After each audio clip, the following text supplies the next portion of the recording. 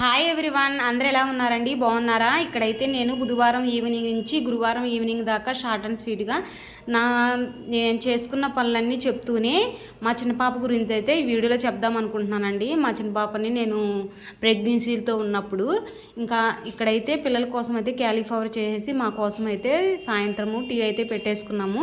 మేము టీ అయితే ఉదయము సాయంత్రము రెండు పూటలే తాగుతామండి, మా వారు నేను కలిసి. ఇంక ఇక్కడైతే ఇడ్లీ పిండికి దోశ పిండికి అయితే వేసాను. దోశ పిండి ఇడ్లీ పిండి నేను ఒక రోజు వేసుకున్నానంటే నాకు వారం అయితే వచ్చేసిందండి. ఇంకా కొంచెం అయితే బయట పెట్టేసుకొని మిగతాదంతా ఫ్రిడ్జ్లో అయితే పెట్టేసుకున్నాను. ఇది ఈ విధంగా అయితే స్టోరేజ్ చేసేసుకున్నానండి.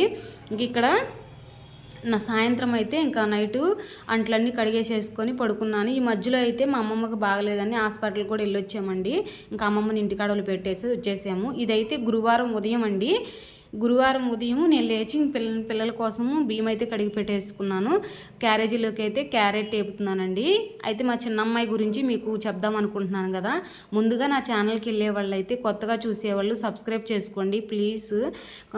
ఒక్క లైక్ కానీ చేశారంటే నా ఛానల్ గ్రోత్ అవుతుంది.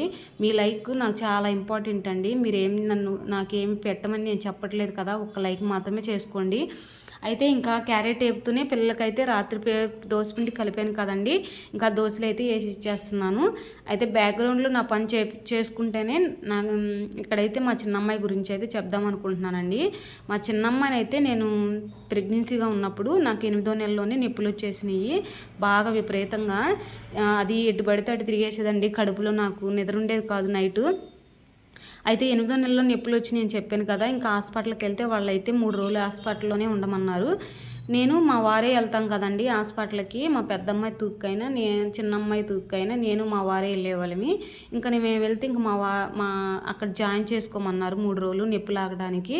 అంటే 8వ నెలలోనే చేసేస్తే చిన్న అమ్మాయికి బరువు తక్కువగా ఉండిద్ది, బాక్స్లో పెట్టాలి, మీరు అంత పెట్టుకోలేరు కదా అని చెప్పి మేము ఫస్ట్ కానుక అక్కడే చూపించుకున్నాం కాబట్టి డాక్టర్ అయితే సజెషన్ ఇచ్చింది, నొప్పి లాపడానికి ఇస్తాము, 9వ నెల రాగాలను అయితే మీకు కానుపు అయితే చేసి బిడ్డ అయితే బాగుండిద్ది అని చెప్పారు. సరేనని చెప్పి ఇంకా 3 రోజులు ఉండి 4 గంటలకు ఒకసారి ఇండిషన్ అయితే నాకు అప్పుడైతే ఇచ్చారండి. అయితే స్కానింగ్ తీపియడానికి అయితే నన్ను కింద అంటే గ్రౌండ్ ఫ్లోర్కి అయితే తీసుకొచ్చారు.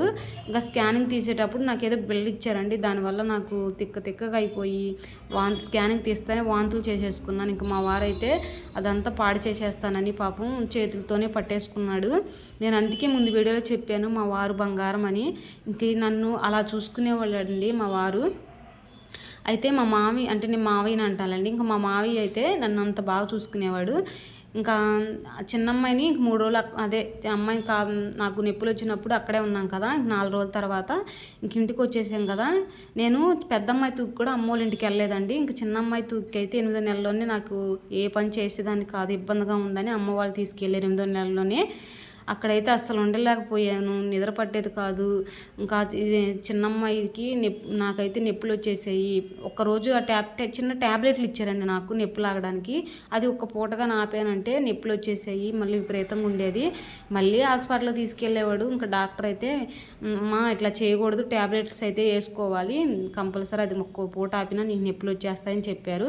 ఇంకా ట్యాబ్లెట్లు అయితే కంటిన్యూ చేసిన తర్వాత 9వ నెల రాగానే నాకైతే 9వ నెలలో వచ్చిన 10 రోజులకైతే కానుపు అయితే చేశారండి. ఇంకా అయితే నేను ప్రెగ్నెన్సీగా రెండో ప్రెగ్నెన్సీ అయినప్పుడు నాకైతే అబ్బాయి కావాలని చాలా కోరుకున్నాను, అబ్బాయి కావాలని. కానీ మా వారైతే నీళ్ళు పోసుకున్న కానించి మనకు అమ్మాయి నువ్వు చూస్తుండు, మనకు అమ్మాయి అనేవాడు. ఫస్ట్ అమ్మాయే కదంటే రెండోసారి అబ్బాయి అయితే ఇద్దరు లోటు లేకుండా ఉండిద్ది కదా అని అంటే, కాదు మనకు అమ్మాయే పుడతాడు చూడని అన్నాడు. అయితే నాకు కాన్పు చేసేటప్పుడే నాకు ఎవరో అని అడిగాను, అమ్మాయి అబ్బాయి అని అడిగాను. నేను కాన్పు డాక్టర్ని అడిగితే అమ్మాయి అంటే అస్సలు దాన్ని చూడలేదండి. నేను దాన్ని చూడకుండా నేను టిఫిన్ కూడా చేయలేదు. ఇంకా మా వారు వచ్చి తగలాడాడు, ఎందుకే ఒక లక్ష్మీదేవి పుడితే మనకి ఇలా ఉంది, అంత బాగుంది ఇంట్లో, ఇంకా 2 వస్తున్నారు, వాళ్ళు కాదనకూడదు, వాళ్ళు సక్రమంగా పెంచి వాళ్ళకి సక్రమంగా చదివిస్తే మనకి దేవుడిచ్చిన దానికి మనం బాగుంటుంది అని చెప్పాడు.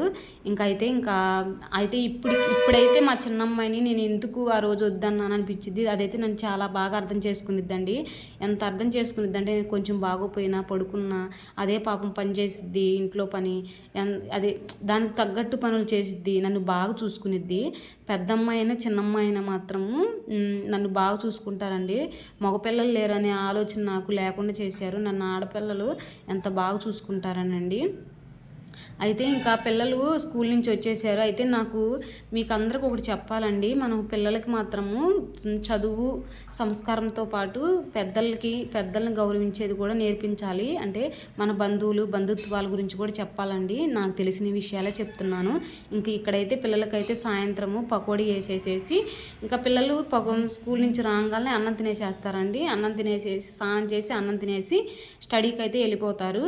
మీకు నా వీడియోస్ ఇలాగే అంటే నా గురించి తెలుసుకోవాలనే పని అయితే కామెంట్ బాక్స్లో కామెంట్ చేయండి. ఆ విధంగా అయితే వీడియోస్ పెడుతూ ఉంటాను. పెద్ద వీడియోస్ మీకు కానీ నచ్చే పని అయితే ఒక లైక్ చేసుకొని, షేర్ చేసుకొని, సబ్స్క్రైబ్ చేసుకోండి. Watching my video.